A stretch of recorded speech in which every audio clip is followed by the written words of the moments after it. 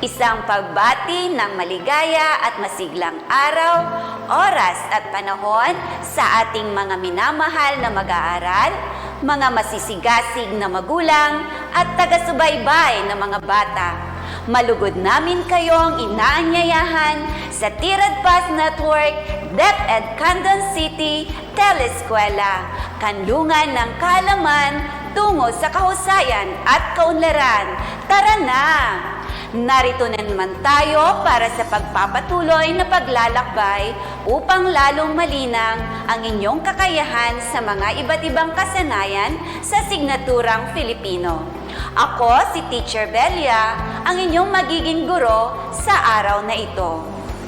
Ngayong araw, ating tatalakayin ang tungkol sa pagbibigay ng wakas sa napakinggang teksto.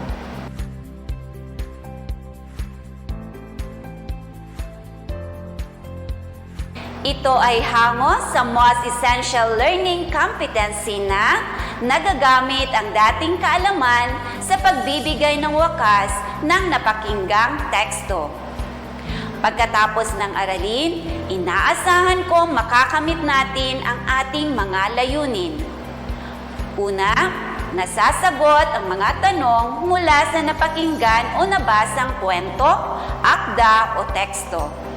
Ikalawa, nalalaman ang mga dapat tandaan sa epektibong pagbibigay wakas sa napakinggan o nabasang kwento, akda o teksto. At ikatlo, nakapipili at nakapagbibigay ng angkop na wakas sa napakinggan o nabasang kwento, akda o teksto. Upang mas epektibo ang ating pag-aaral, narito muna ang ilang paalala. Una, makinig at manood ng mabuti. Ikalawa, intindihin o unawain ang sinasabi ng guro.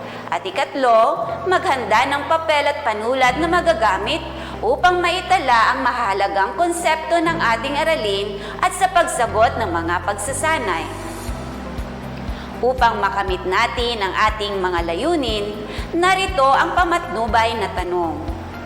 Ano-ano ang dapat tandaan sa epektibong pagbibigay wakas sa napakinggan o nabasang kwento, akda o teksto? Kumusta na kayo mga bata? Nasiyahan ba kayo sa huli nating aralin? Naaalala pa ba ninyo ang inyong napansin o nasaksihan sa panahon ngayon ng quarantine sa inyong lugar? Magbahagi nga ng napansin o nasaksihan ninyo tungkol dito. May natanggap kayong tulong? Ay wow, ang galing! Ano pa? Pinagbabawalan kayong magpasyal. Kawawa naman kayo. Pero huwag kayong malungkot dahil para rin sa inyong kaligtasan kung bakit kayo pinagbabawalang lumabas. Mayroon pa ba? Nagsusuot na ng face mask kapag lumalabas. Oo, at hindi lang face mask, pati na rin ang face shield.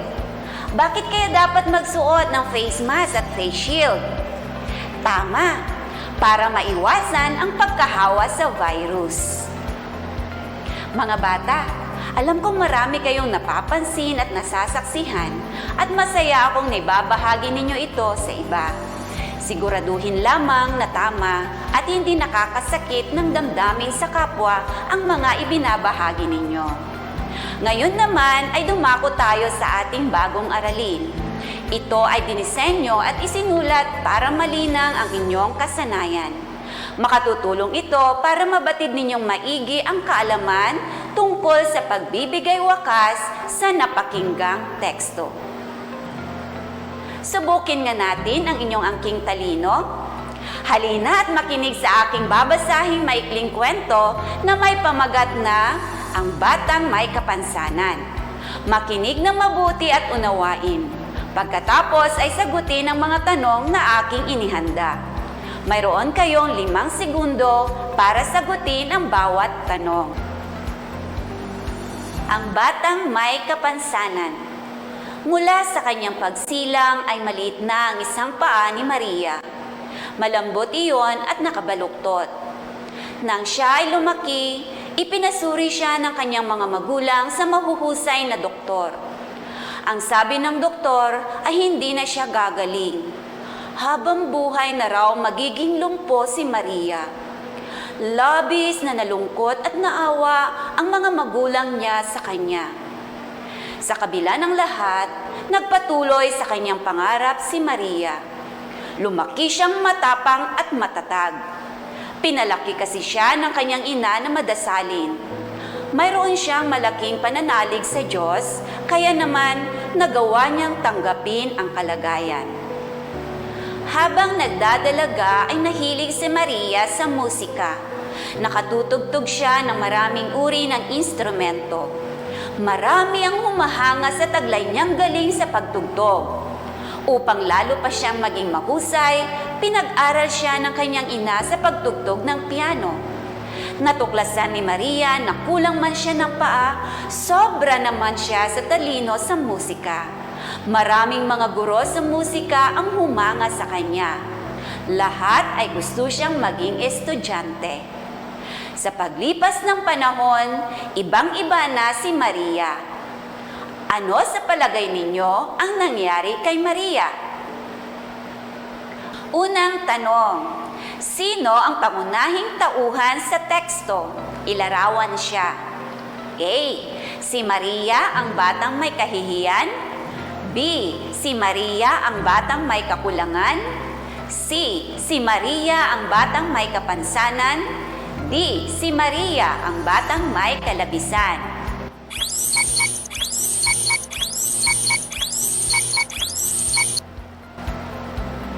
Magaling! Ang tamang sagot ay titik C. Dumako naman tayo sa ikalawang tanong. Ano ang katangian ni Maria na kahanga-hanga? A. Matapang at matatag. B. Matapang at masipag. C. Matulungin at matatag. D. Mahabagin at matatag.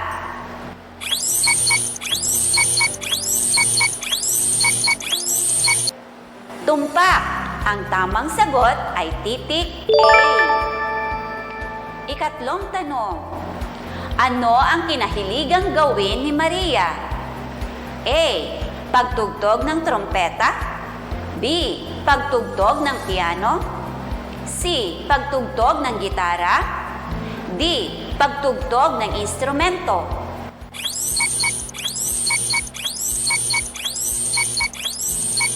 Oo, ang tamang sagot ay titik D. Ikaapat na tanong. Bakit maraming humahanga sa kanya? A. Matalino sa sining. B. Matalino sa musika. C. Matalino sa panitikan. D. Matalino sa pagpinta.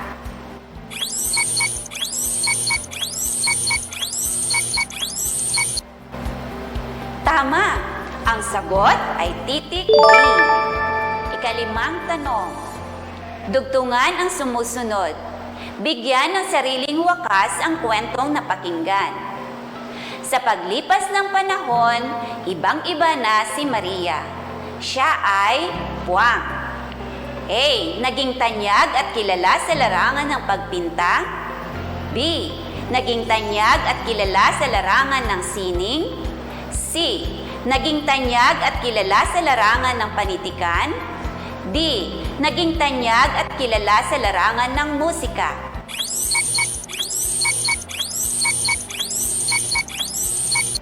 Mahusay! Ang tamang sagot ay titik D.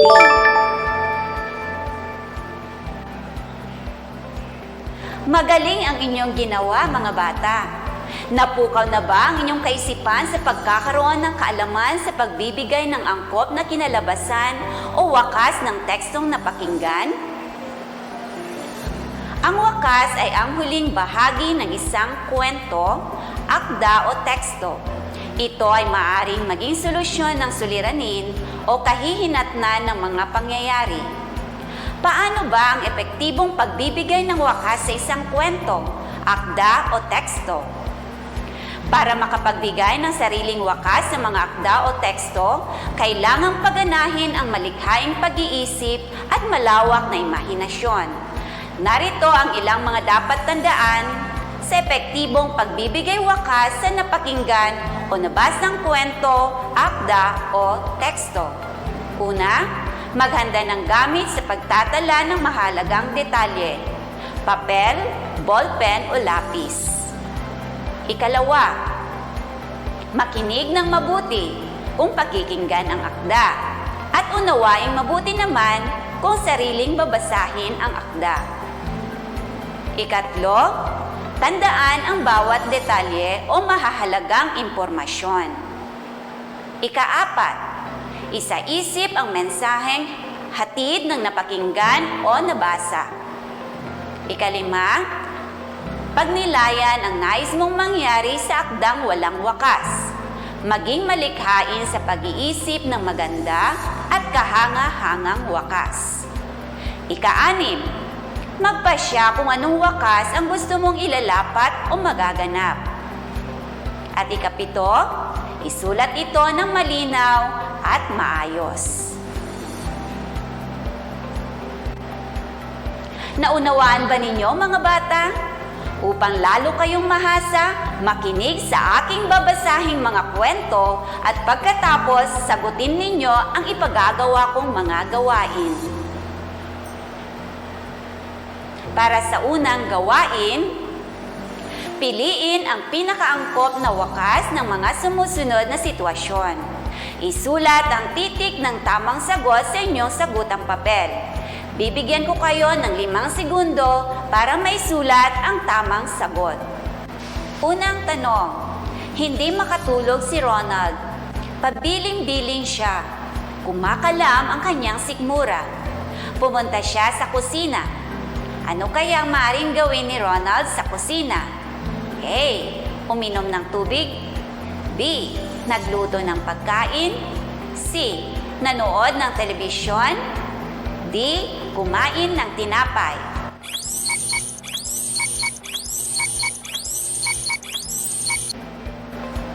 Tama! Titik D ang wastong sagot. Ikalawa, makulit na bata si Rino. Maaga pa ay pumunta na siya sa bahay ng kanyang kaibigan. Tuwang-tuwa niyang pinaglalaruan ang mga tuta. Hindi niya namalayang nandoon pala ang ina ng mga tuta. Ano kaya ang sumunod na nangyari? A. Kinagat siya ng aso.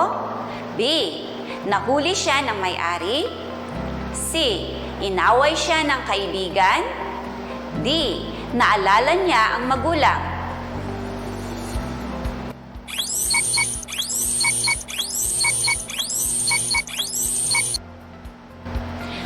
Magaling! Ang tamang sagot ay titik A. Ikatlo, masayang umuwi ng bahay si Fred galing sa paaralan. Tuwang-tuwa siya sa nakahain sa mesa at agad siyang napaupo at sarap na sarap siya sa kanilang ulam. Ang paborito niyang adobong manok. Pagkatapos kumain, hinimas-himas niya ang busog na tiyan. Ano kaya ang sumunod na nangyari? A. Naghanap ng ibang makakain. B. Naglaro siya sa labas ng bahay. C. Sumakit ang kanyang tiyan. D. Humikab siya at nakatulog. Ang tamang sagot ay titik D. Ikaapat, mahilig sa matamis si Ayesha. Madalas siyang kumain ng tsokolate, candy, cake at ice cream. Tamad din siyang magsipilyo ng ngipin. Ano kaya ang angkop na wakas ng tekstong ito? A. Lumaki ang katawan niya. B. Sumakit ang ulo niya. C. Namaga ang mga mata niya. D. Nabulok ang mga ngipin niya.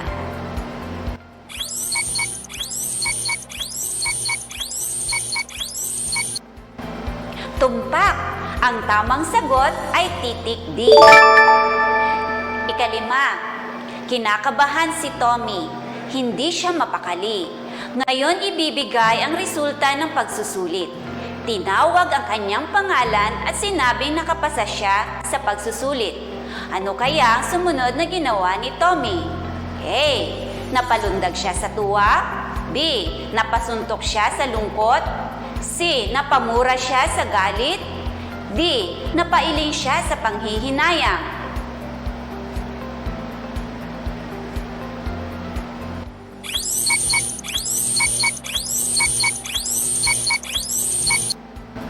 Napakahusay! Ang tamang sagot ay titik A. Dumako naman tayo sa ikalawang gawain. Pakinggan ang teksto at pagkatapos ay bigyan ng angkop na wakas ang mga pangyayari. Isulat ang sagot sa inyong sagutang papel. Mayroon kayong 5 segundo para sagutin ang bawat tanong. Ngunit bago tayo magsimula, gusto kong ipaalala na maaaring magkakaiba tayo ng sagot. Ang sagot ay depende sa pagkaunawa, estilo, pagkakabuo ng mga pangungusap, at syempre kung ano ang naglalaro sa inyong imahinasyon na susunod na mangyayari o magaganap sa bawat sitwasyon. Unang tanong, si Marcos ay masipag at matalinong mag-aaral. Nakikinig siyang mabuti sa kanyang mga guro at lahat ng kanyang takdang aralin at proyekto ay ipinasa niya sa tamang oras. Mataas ang mga marka niya sa lahat ng pagsusulit. Madalas siyang lumahok sa mga paligsahan sa kanilang paaralan. Matulungin din siya sa kanyang guro at kaklase. Ano kaya ang angkop na wakas ng kwento?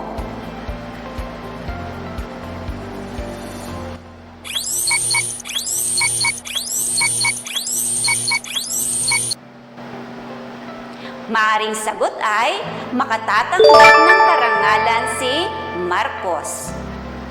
Ikalawa, si Ana ay mahilig sa hayop, ngunit wala siyang alaga dahil wala siyang pambili. Gusto niyang mag-alaga ng aso. Isang araw, habang pauwi siya mula sa paaralan, may narinig siyang mahinang iyak. Pumunta siya sa gilid ng daan at sumilip sa ilalim ng halaman. May nakita siyang maliit na tuta na umiiyak at parang tinatawag ang kanyang nanay. Ano ang angkop na wakas ng kwento?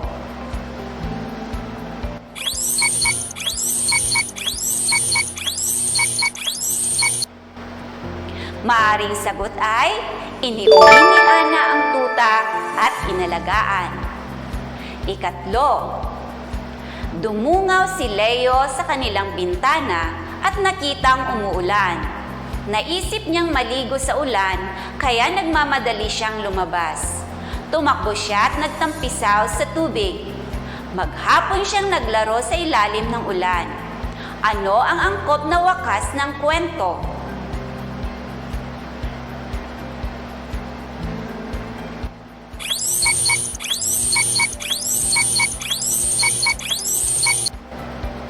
Maaring sagot ay nagkasakit at naospital si Leo. Ikaapat, matalik na magkaibigan sina Brenda at Ami. Pareho silang malusog at matakaw sa pagkain. Isang araw, sinundo ni Brenda si Ami. Ano ang magandang wakas ng kwento?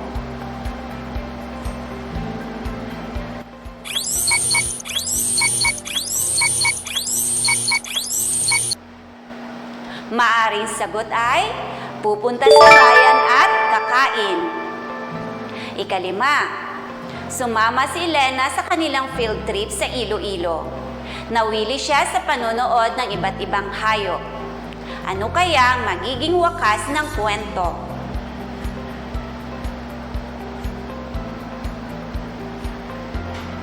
Maaring sagot ay napahiwalay siya sa kanyang mga kasama.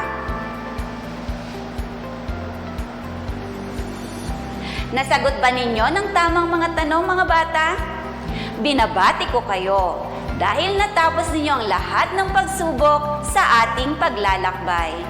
Ngayon, narito ang karagdagang gawain na susubok kung talagang naunawaan ninyo ang ating aralin. Isulat ang inyong sagot sa sagutang papel. Ang coronavirus o COVID-19 ay isang nakahahawang sakit na dulot ng virus. May mga taong nagkakaroon ngunit walang sintomas o tinatawag na asymptomatic. Samantalang ang iba naman ay nakararanas ng mataas na lagnat, ubo at matinding paninikip ng dibdib. Narito ang ilang mga simpleng hakbang upang maproteksyonan ang kalusugan mo at ng iba. Hugasan ng madalas ang iyong kamay gamit ng sabon, hand sanitizer o alcohol. Iwasan ang paghawak ng iyong mata, ilong at bibig. Ugaling magsuot ng face mask at face shield sa tuwing umaalis ng bahay.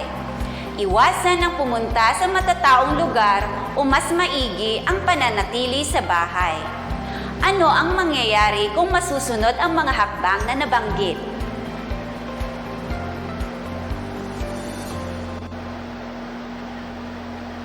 Batid kong naging masaya kayo sa ating paglalakbay.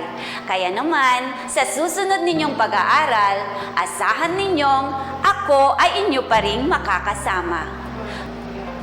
Muli, ito ang inyong guro sa Pilipino, Teacher Belia, na nagsasabing, sa bawat dulo ng kwento ay nangangahulugan ng pagsisimula ng bagong yugto. Maraming salamat! Hanggang sa muli! Paalam!